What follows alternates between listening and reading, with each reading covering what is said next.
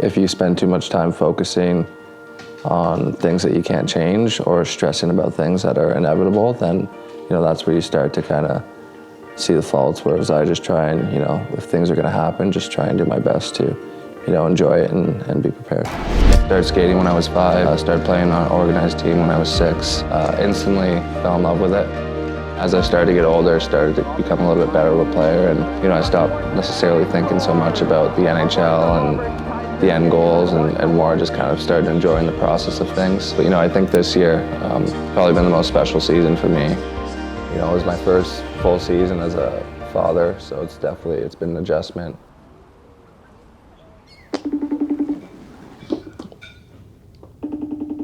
How did your interview go? It's still going on.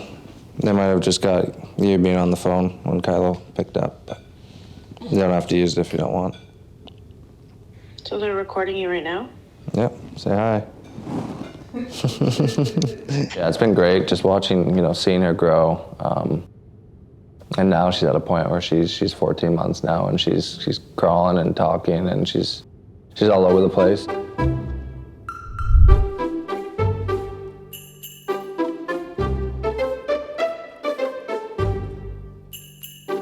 So, it's a whole new challenge, but, being a dad's been the greatest thing. She's gonna dump it sooner than later.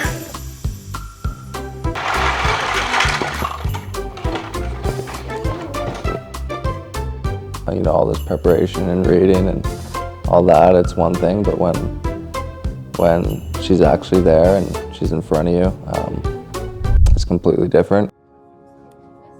I think the thing that works best for us is we practice at 8 a.m.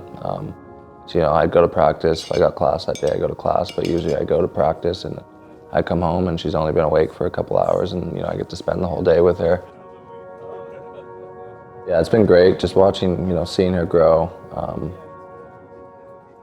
You hear mothers and fathers say it before, but it's a 24/7 job. It's the best job. Definitely a lot of sacrifices, but it's great. I love every second of it, and I wouldn't trade it for anything.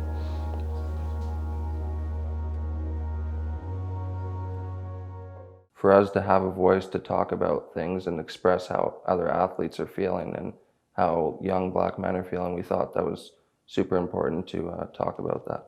I looked around when I first started playing. I was the only Black kid there. You can ask anyone. For the most part now, it's something that you notice from the time you start playing hockey. When I got to Niagara, that was what caused Akil and I to kind of start our podcast, Soul on Ice, the podcast. It's called Soul on Ice. Soul on Ice. Soul on Ice podcast. Right now, I think it's a really important time for social change. We recognize that we have a lot of work to do. If kids can see that there's people that look like them in the league, that would probably incline them to be like, oh, I can do that too.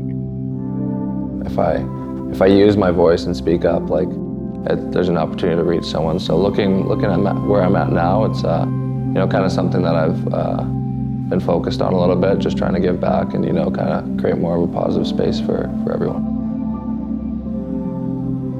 There's a lot of people who don't want to see you win, but there's also people like me and other people we want to see the next group of young minority athletes making the NHL and achieving their dreams.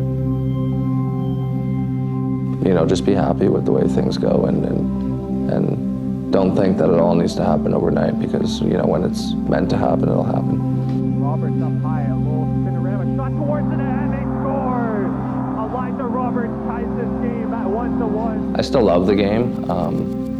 I just don't know if I had the same passion and drive for it now that I did before, which is okay. It's something I've accepted. I think we got a real opportunity to do something special, and for me, with this being my last year of hockey, it would be a pretty cool way to go out to win a championship.